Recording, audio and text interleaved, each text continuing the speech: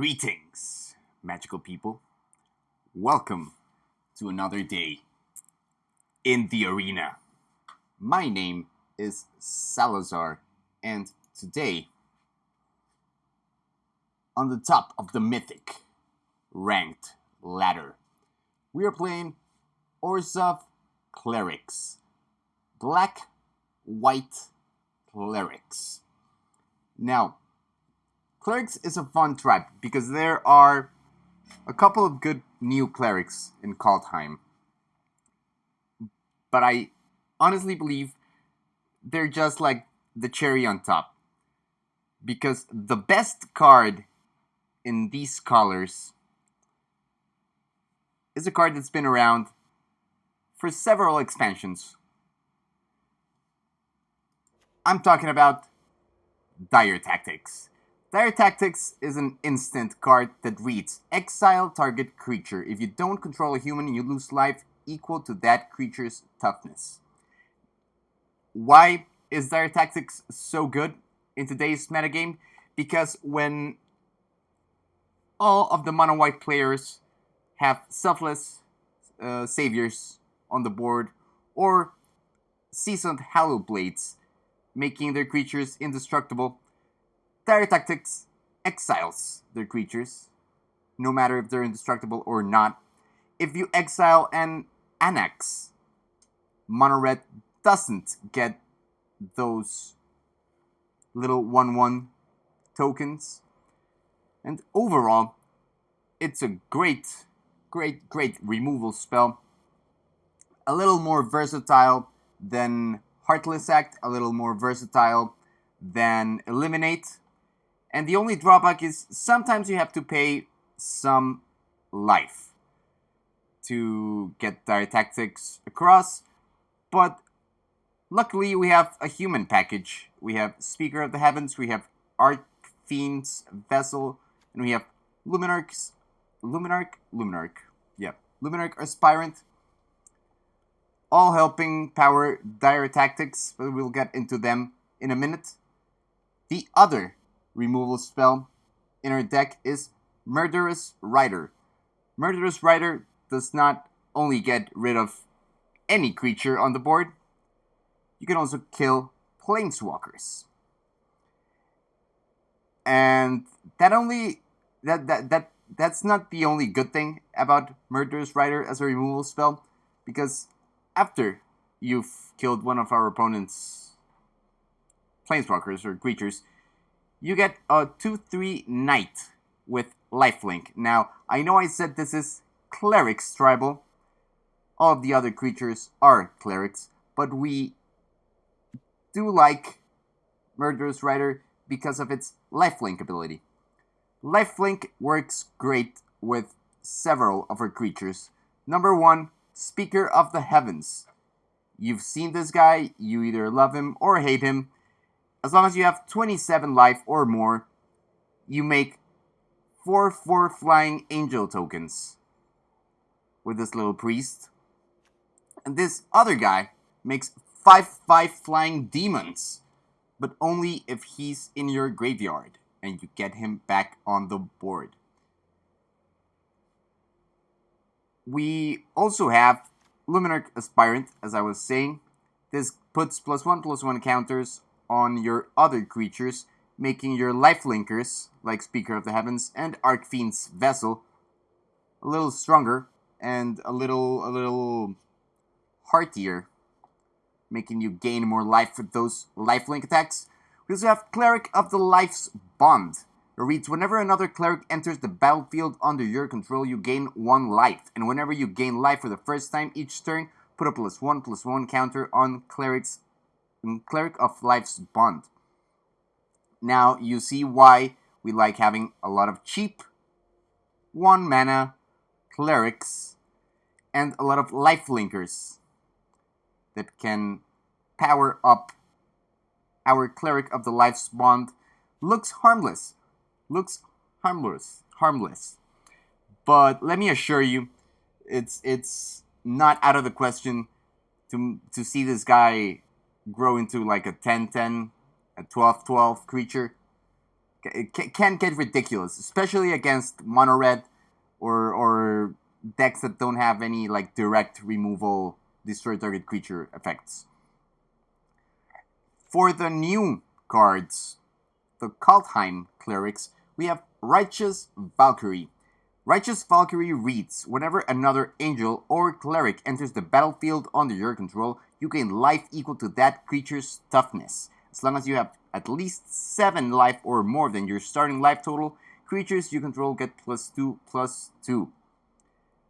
So note, not only do you get a couple extra life points by playing your other clerics, you also get to make your clerics bigger if you've met the 27 life prerequisite hand in hand with Speaker of the Heavens. And then if you create those sweet angel tokens with Speaker of the Heavens, you gain life with Righteous Valkyrie, which makes your clerics even stronger. And it just keeps going. Righteous Valkyrie is not only really good by itself, it's also really strong with Vito, Thorn of the Dusk Rose. Now, Vito is not only a goth superstar with a cool name, he also has a neat ability that reads, whenever you gain life, target opponent loses that much life. Which means, essentially, all your life linkers are attacking for double their attack, right? Once for the attack and once for the life link with Vito. If you have Vito and Righteous Valkyrie on the board, whenever one of your creatures comes into play, you gain life equal to their toughness, and then Vito subtracts that life from your opponent. It's a cool interaction that we have going on there. And for 3 mana spells, we also have Taborax, Hope's Demise. Now we only run 2 Taborax, Hope's Demise. You don't really need more than that. He's a legendary creature, so you know you don't want to like keep drawing multiples of him. But mostly he's there to draw some cards. Whenever another cleric you control dies, Taborax lets you draw cards at the cost of 1 life. Usually having 1 on board is more than enough. And to get our creatures back, we also have, let me do this like this, just to show you. We have Agadeem's Awakening to return a bunch of clerics from the graveyard at once, or Call of the Death Dweller, because all of our creatures are really cheap with 1 mana converted mana cost, 2 mana converted mana cost. We're usually able to bring back several things with Call of the Death Dweller. Obviously, the best thing to bring back from the graveyard is Archfiend's Vessel, to make that cool, evil, heavy metal looking demon.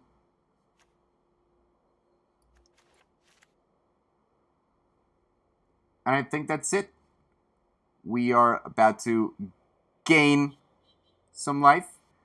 Hopefully show Mono White how to play their game properly. Hopefully annoy some Mono Red mages. Hopefully beat in time all of the ultimatums, all of the combo control decks out there. Yeah, let us pray everything goes to plan with the Clerics deck. Let's make some magic.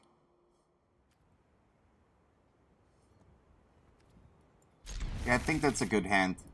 We don't have a 2 mana creature, but we do start with Speaker of the Heavens. And if our opponent is playing, I don't know, he's a Yorian guy. I was gonna say, if our opponent is playing any creatures, we're able to Dire Tactics them right out of the board. These 2 cards might not be very useful in this precise matchup. Let's see how things go. Ooh. Nice. We like having this little cleric on the board because more than likely our opponent just foretold a Doomscar there, or maybe he has Shatter the Sky or something else in his hand. Once he kills the Archfiend's Vessel and the Speaker of the Heavens, we have called the Death Dweller to bring them back on the board. So we can attack without worrying about them dying. We deal 2 damage with their attacks. We gain 2 life, and because we gain 2 life, we deal 2 extra damage with Vito. And there's the Doomscar, right on cue. So what do?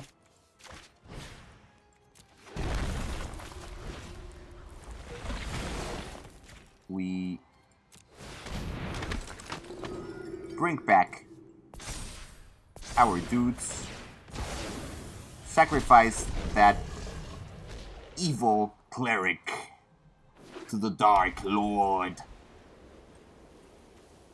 and we make a nice, cute little demon. Now, our opponent is searching for glory. He's searching for a snow card. I mean, what's it say? A snow permanent, a legendary card, or a saga card. Okay. And you're gonna gain some life. What? No, I'm supposed to be gaining life, not you.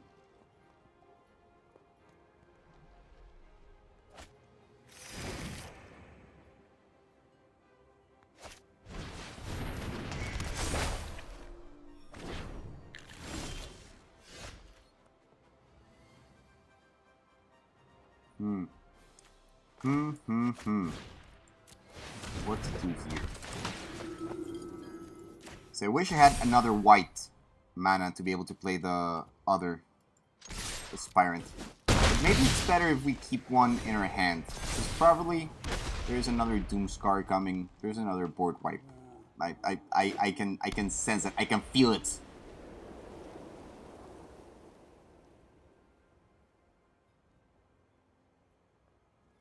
What you gonna do?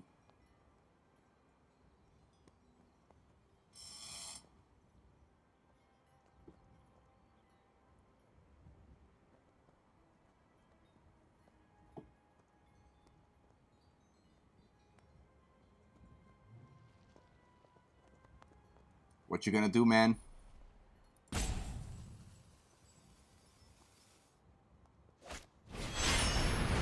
Ooh.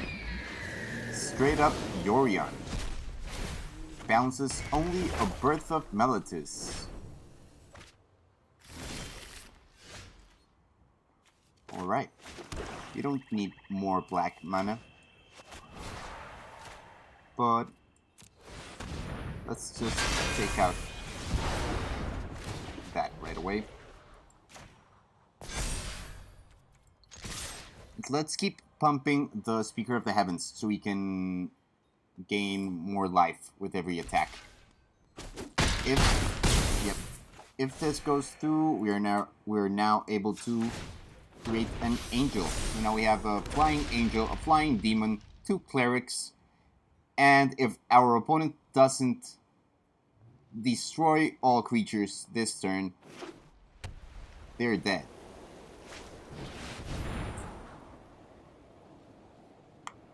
So they're drawing some cards, and is that a Doomscar? Is it a Doomscar? Are you gonna Doomscar me? Or, nope. No, they won't. Okay, off to a great start, guys. Alright, that looks like a good hand. We can Speaker of the Heavens, turn 1. Cleric of Life's Bond, turn 2. We have Agadeem's Awakening as a 3rd land, the Righteous Valkyrie. We're up against mono white.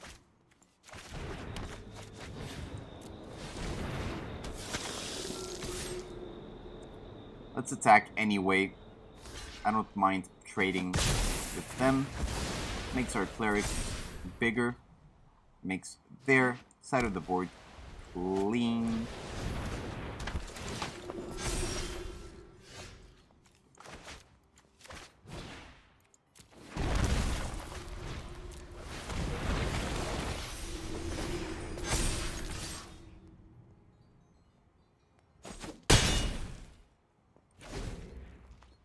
And I know you think your Luminarch Aspirant can grow, but you don't imagine like what Cleric of Life spawned can actually do.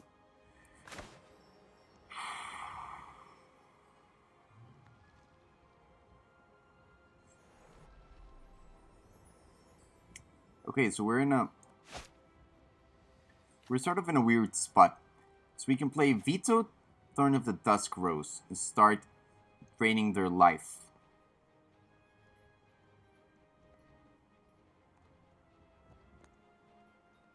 But I don't want to get greedy, but I think the right play here is to play another Righteous Valkyrie.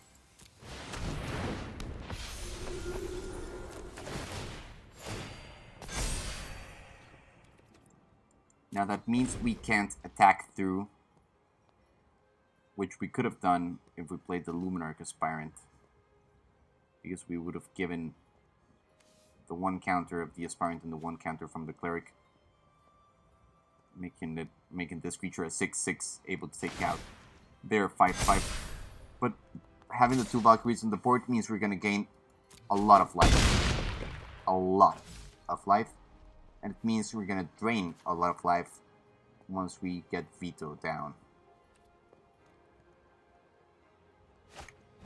So hopefully that's yes. Our opponent doesn't have like a Skyclave Apparition or something annoying to take out one of our creatures. Ooh, and we do have something to take out one of theirs. We could get rid of this Luminarch Aspirant, but is it really trouble? I mean, I guess it's gonna be an awful lot of trouble once he equips the Shadow Spear onto the Aspirant and starts hitting us for 7, maybe 8 lifelink damage.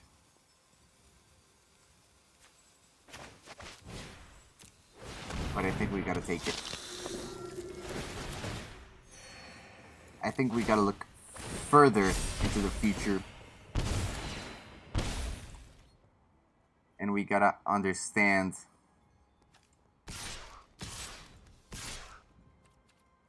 that we're trying to go beyond.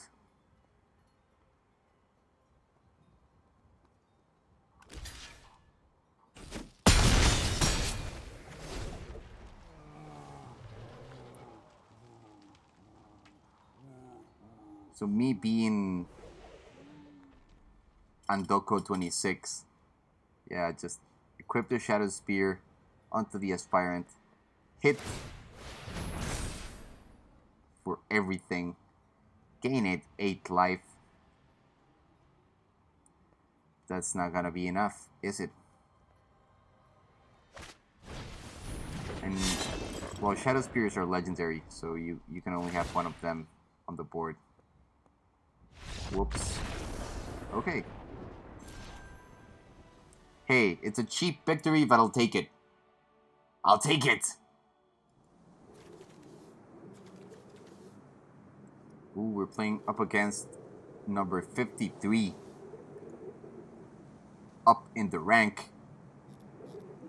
We could definitely gain some spots in the ladder if we defeat Glaiva.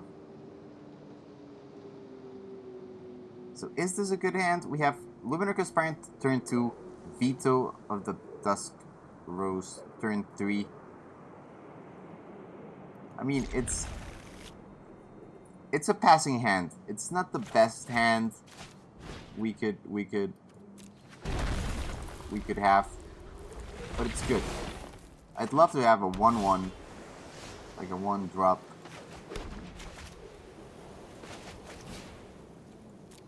but we do what we can with what we have. And hopefully everything turns out right. Ooh.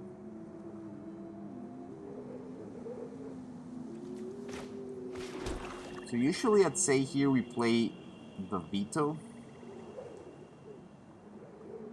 But because we don't have any other like life linker, we don't have any way of gaining life right now.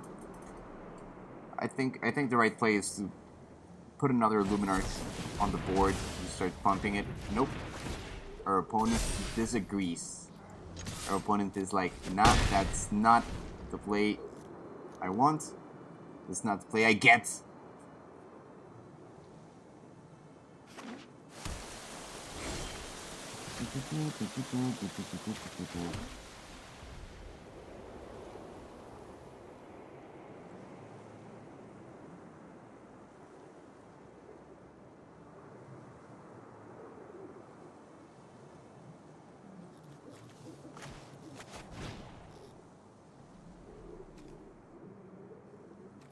No, let's attack first. Yeah, let's just push through.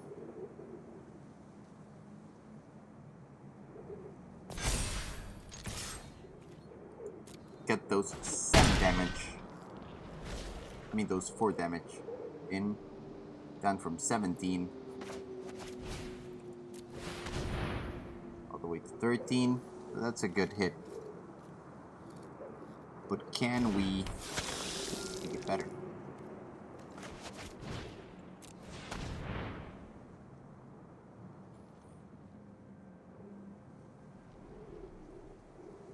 So with these guys on the board, next turn I want to start pumping the Archfiend.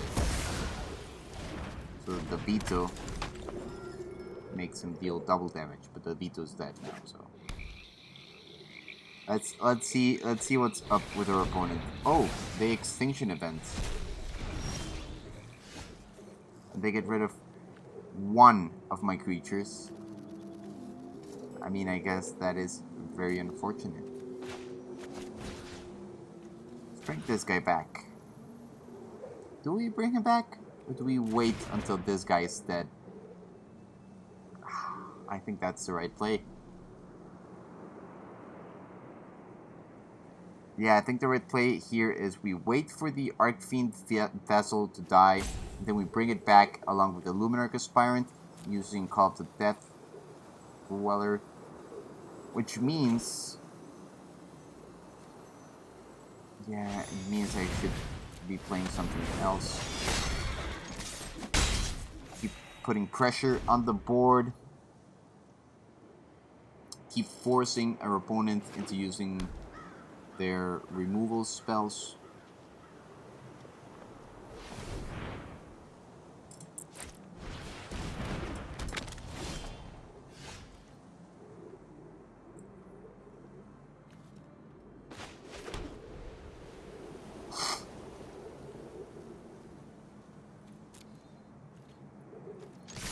What we needed there was a black land to be able to cast Agadeem's Awakening. But we're now on the patient game, on the attack, go sort of face.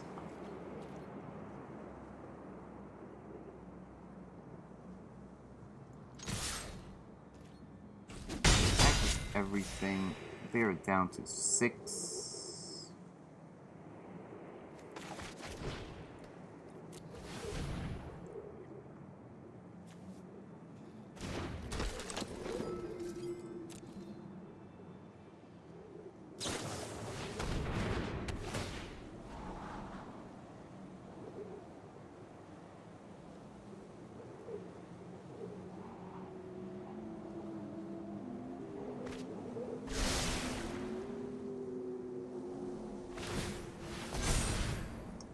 They draw a bunch of cards, which means they probably have exactly what they want in their hand right now. What is it? Is it a Shadow's Verdict? Ooh, I called it. I guessed it. Which means I can't bring back anything because all of my creatures are exiled now. Which is just great. Just lovely. Thank you, Clava, for that. That's what I really needed. That's just what I've been expecting.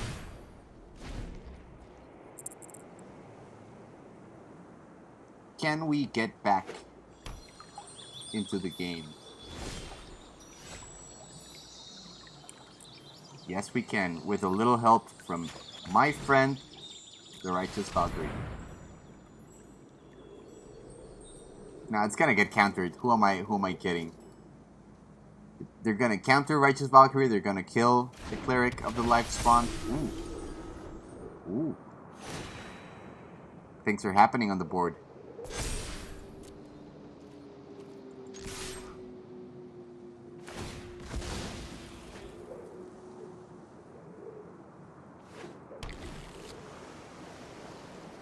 You fetch a land, and ooh, you Shark Typhoon. You make a very big shark. Just takes out my Cleric. My 5/5 Cleric, which I depended on to win the game.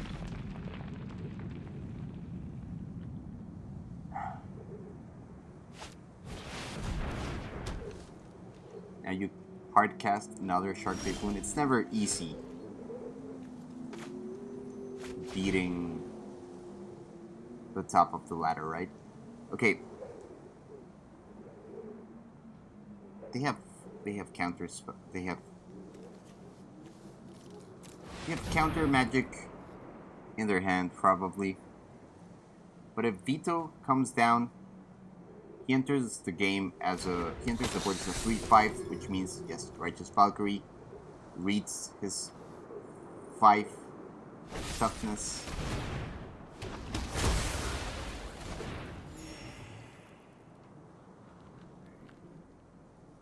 I was gonna say, and it deals 5 damage to our opponent, which would have been great.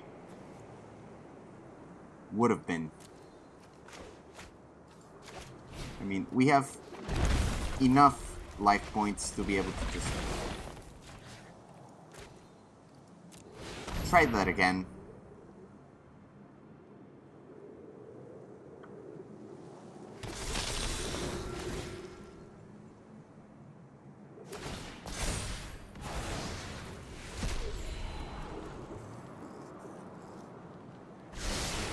So our opponent gains 4 life with his Maze Mind Tome. But they're down to 5, and they can't... I mean, they have to block the Vito, or else he gains lifelink and kills them next turn. I think... Okay, no. I was gonna say, I think our opponent's dead no matter what, unless he takes out the Vito. So the Vito's gone. Vito is gone.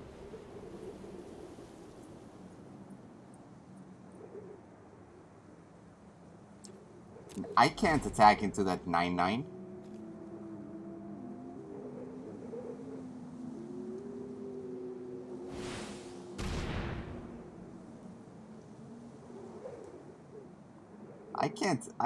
I can't. Can I? I mean, I need...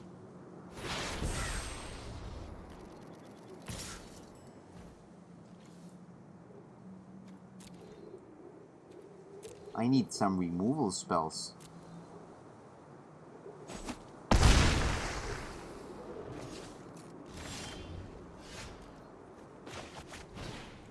We were so close. We were so close. It's never easy, right?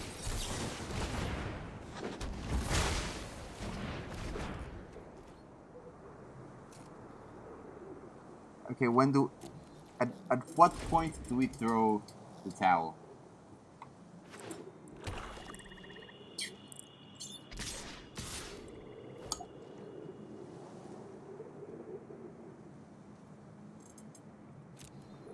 I can take 15.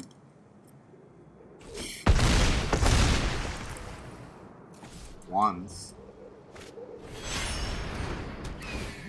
I don't think I can get back into this game. I think I understand why Glaiva is at 53 in the ladder.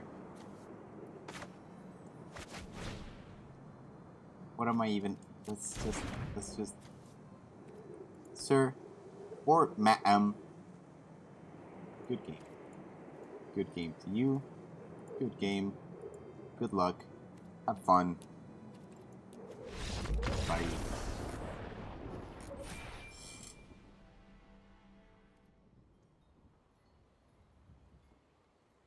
Okay, this hand actually looks promising.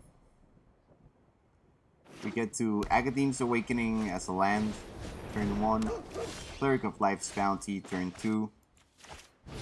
Luminarch Aspirant, turn 3. We put 2 counters on the Cleric of Life's Bounty, one because of his ability, one because of hers.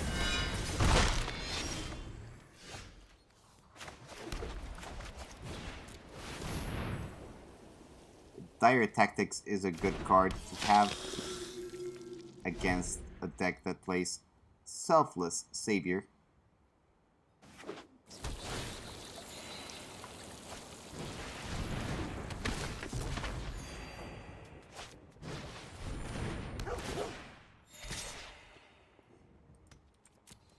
Then you make a lot of creatures, which makes blocking your Daxos difficult. And you play Dranith Magistrate, which means that if I use the spell side of Murderous Rider, I can't use the creature side, or at least not until I kill the Magistrate, which I could using the very Murderous Rider we have. No, can we? No, probably not, because the Selfless Saviors are there.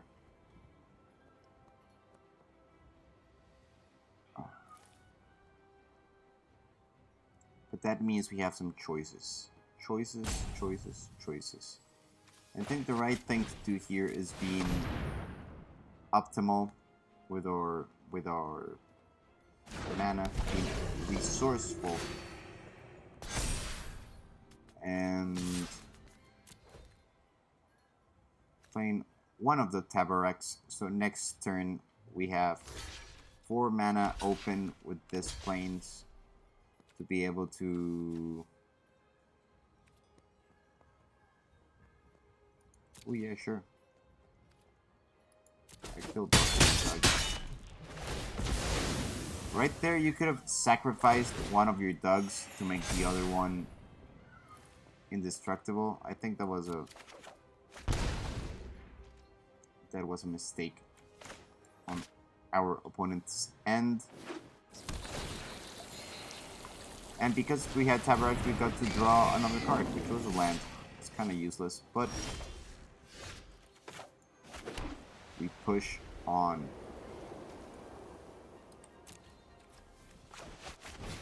So right now we want to do that. Get rid of the Lurus before it comes, before it brings back the little dogs. And we attack from the air with Taborax, Hope's Demise. Now, usually Taborax has an ability that reads, whenever another no-token creature you control dies, put a +1/+1 counter on it. And its other ability, if Taborax has 5 or more +1/+1 counters on it, it gains lifelink. We can also put the +1/+1 counters on it using Luminarch Aspirant, eating our way around the death of our Clerics. And still trying to pump up this guy. So hopefully he becomes useful within the game. Right now he's a 4/4 flyer. I mean, he's drawing us cards, so he's he's doing what he needs to do.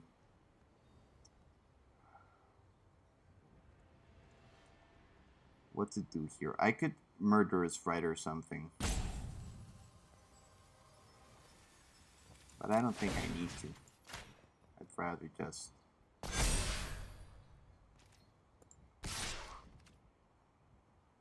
Pump up this guy, attack.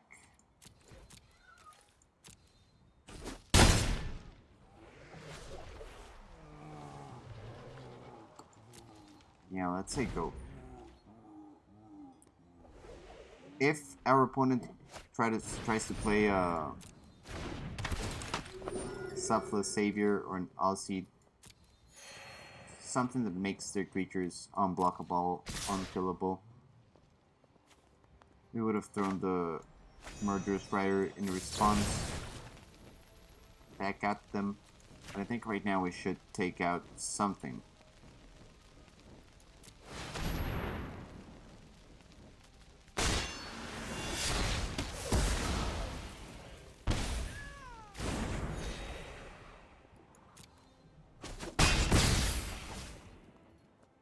And we take out the Magistrate, so we were able to play the Murderous Rider as a creature next turn. They find a way to cast their Angels. This is where we start to run into trouble.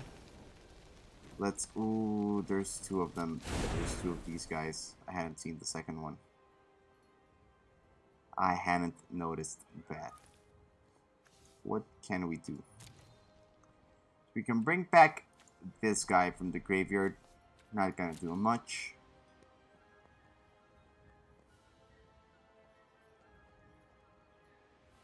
Not gonna do much, but I think that's our game plan, because here we can, I mean, no, let's not take out the Angels, we can just make more of them. Let's take out one of the Saviors, one of the Sculptors.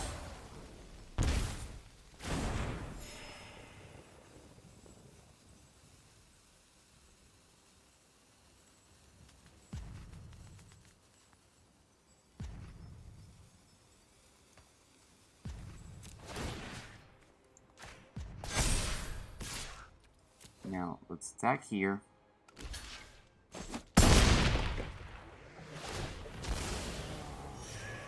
Our opponent could have just let that go through. He's at 30 life. He doesn't need the points. I think the right thing to do here is to find... to bring back something out of the graveyard, so we have blockers. If we block using the Cleric of Life spawned, yep, we can kill the Daxos, draw a card, get this guy up to 5 counters, meaning he has lifelink now. He starts gaining life every time he attacks.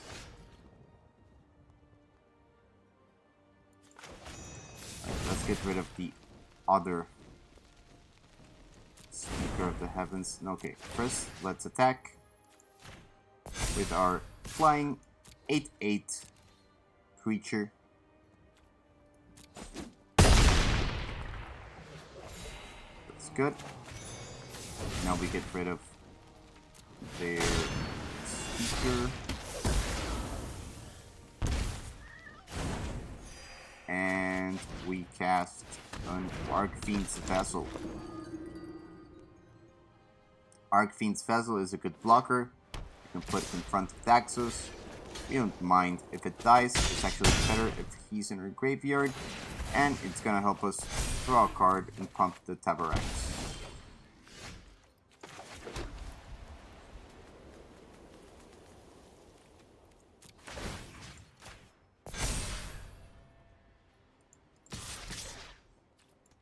We attack with everything. We gain 10 life doing so. We say go. And And, ooh, All Seed of Life's Bounty. That can get interesting.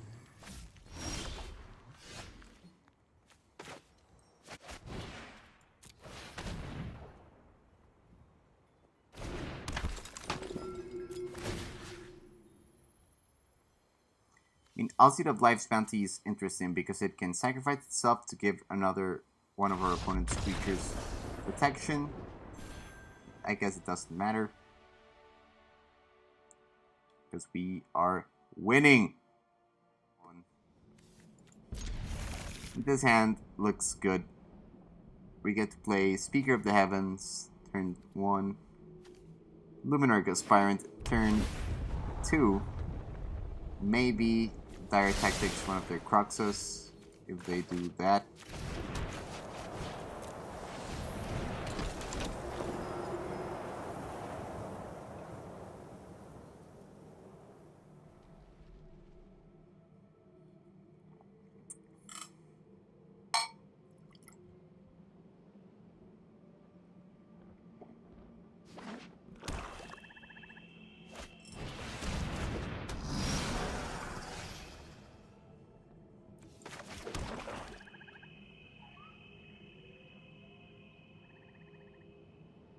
I mean, I want to Dire Tactics the Shadow.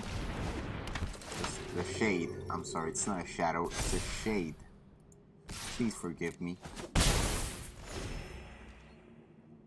But I think we need to start putting some pressure on the board, making the Speaker grow. Getting us closer to the 27 life total where we...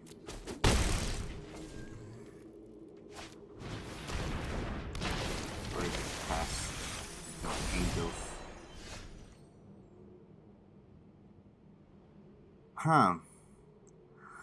What do we do here? Because that guy has Death Touch.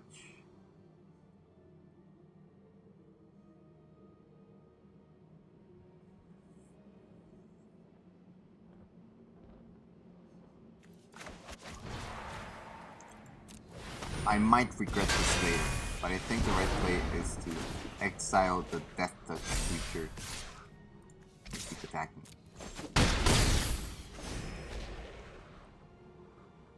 It's very, very possible we should have exiled the Shade to keep it from coming back.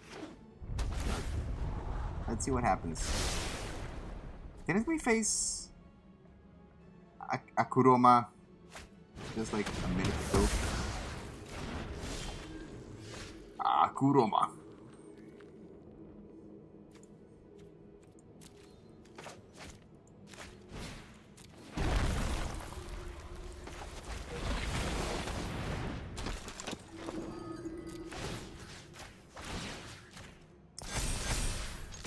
We put +1/+1 counters on both of the Luminarchs, not only the one that's attacking, so that we can protect them against Heartless Acts that might be in our opponent's hands.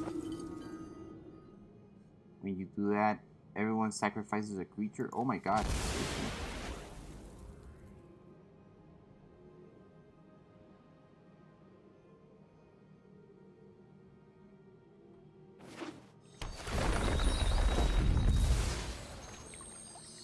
I don't think you're expecting me to bring back language from the graveyard.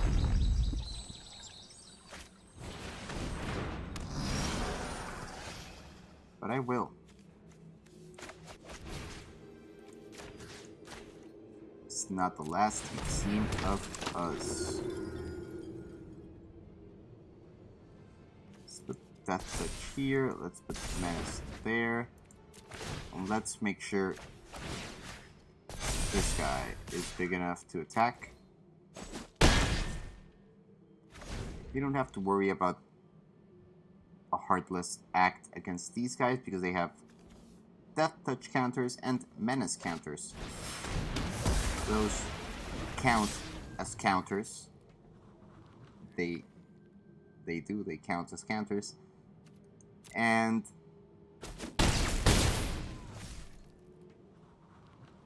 they're enough to make them untargetable to certain spells. To a certain spell, singular, Heartless Act. No. Which one is it? No Heartless Act for you. Oh, I thought you'd played one. Okay. So what now? What now? None of our opponent's creatures can block right this instant, which means I go through with 1, 2, 3. That extra point being the Luminarch Aspirant's counter. If I play a Vito, that's 1, 2, 3, 4, 5 because of its ability. Because of Vito's ability to make lifelink count as more damage. But do we want that? Do we want that, or do we probably? Yeah, I think that's the best thing we can do.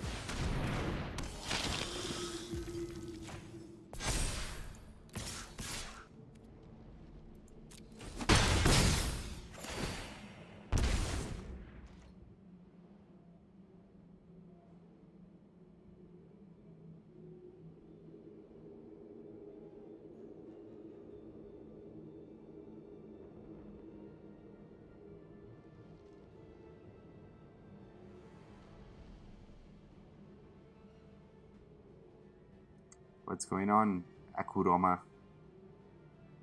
What you gonna do? You're thinking too much. You're scared.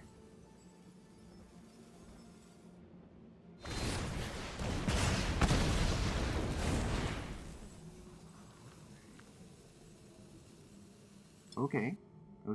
You take out the speaker. Okay, you take out the Vito.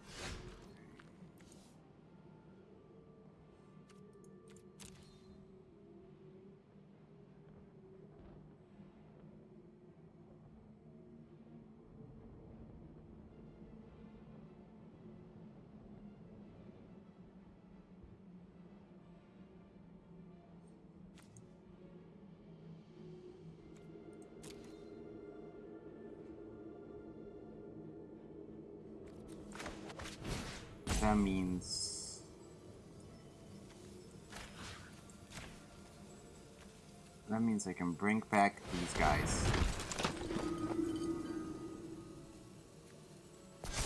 Death Touch here, Menace here. This land comes into play tapped.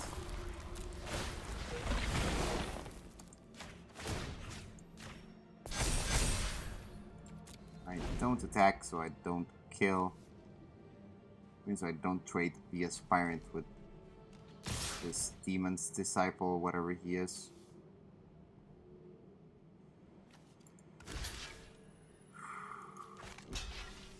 No, I don't want to trade the 3/3, but I can trade the 1/1. At this point, what? You had another one? You had another one? Why, man? Like, why would you have another one of them?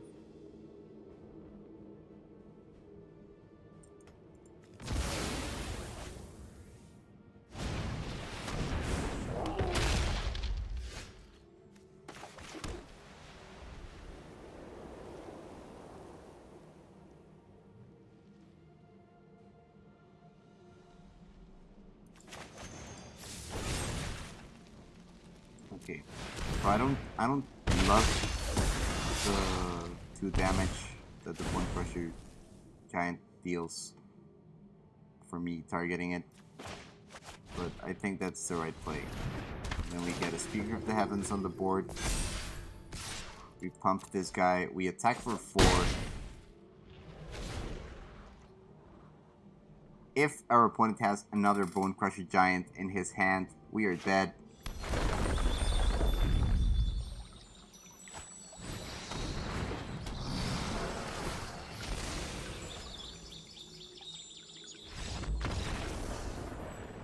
but he does not. He does not have it. We did it. We did it.